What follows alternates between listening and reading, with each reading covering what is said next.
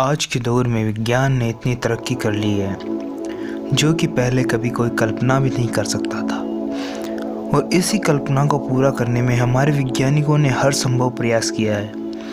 आज ऐसे ही महान साइंटिस्ट आइंस्टीन के बारे में हम आपको कुछ बताने जा रहे हैं। आइंस्टीन का जन्म 14 मार्च 1879 को जर्मन के उल्मन शहर में हुआ। इनके पिता हरमन आइंस्टीन और मां का नाम पॉलिन था। आइंस्टीन जब पैदा हुए तो उनका सर नॉर्मल बच्चों की अपेक्षाकृत बहुत बड़ा था। आइंस्टीन को 4 साल तक बोलना भी नहीं आता था।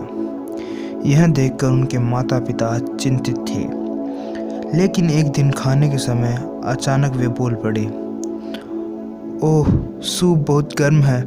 इस बात पर उनके माता पिता ने हैरानी से उनसे पूछा, तुम आज तक क्यों नहीं बोले? तो उन्होंने बड़ी ही सरलता के साथ उत्तर दिया कि इससे पहले आज तक मुझे इस घर के अंदर कोई दिक्कत नहीं हुई। आइंस्टीन पढ़ाई में भी कमज़ोर थे। वे किसी भी चीज़ को याद रख पाने में असमर्थ थे। उनकी याददाश्त बेहद कमज़ोर थी, लेकिन उनकी मैथ्स व साइंस में गहरी रुचि थी। एक बार उनके मैथ के टीचर ने उनसे कहा, अल्बर्ट, मुझे लगता है कि मैं तुम्हें और नहीं पढ़ा सकता, क्योंकि शायद मुझसे ज़्यादा ज्ञान गणित का तुम्हें है और तुम निश्चित ही इस लायक हो कि मुझे पढ़ा सको। आइंस्टीन की याददाश्त बेहद कमज़ोर थी। यहाँ तक कि एक दिन जब वह टैक्सी में बैठे तो टैक्सी ड्राइवर ने उनसे पूछा, कहाँ जाना है? तो आइंस्टीन ने अपनी जेब के अंदर अपना एड्रेस कार्ड ढूंढने लगे। वो तो अच्छा हुआ कि टैक्सी ड्राइवर इस फेमस साइंटिस्ट को जानता था और उसने उन्हें घर तक पहुंचा दिया। यहाँ तक कि अपनी ज़िंदगी के आखिरी सालों में वो अपने घर का टेलीफ़ोन नंबर भी याद नहीं रख पाते थे।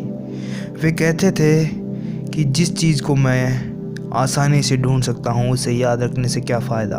आगे चलकर आइंस्टीन ने विज्ञान की दुनिया में बहुत नाम कमाया। उन्होंने विज्ञान को सापेक्षता E=mc² का सिद्धांत दिया। महान साइंटिस्ट अल्बर्ट आइंस्टीन की मृत्यु 18 अप्रैल 1955 में न्यू जर्सी, अमेरिका में हुई। उनकी मृत्यु के बाद उनके दिमाग को पैथोलॉजिस्ट डॉक्टर थॉमस स्टॉलवर्थ हार्वे ने उनका दिमाग उनकी खोपड़ी से निकाल लिया। उन्होंने करीब 20 साल तक उनके सर को ऐसे ही रखा। बाद में उनके बेटे हैस अल्बर्ट की अनुमति के बाद उन्होंने इस पर अध्ययन किया। आइंस्टीन के दिमाग को 200 टुकड़ों में विभाजित कर थॉमस ने अलग अलग वैज्ञानिकों को भेज दिया। उन्हें अध्ययन से पता चला कि साधारण लोगों के दिमाग की तुलना में आइंस्टीन के दिमाग में एक असाधारण सेल संरचना थी। इसी कारण आइंस्टीन का दिमाग बहुत ही असाधारण सोचता था।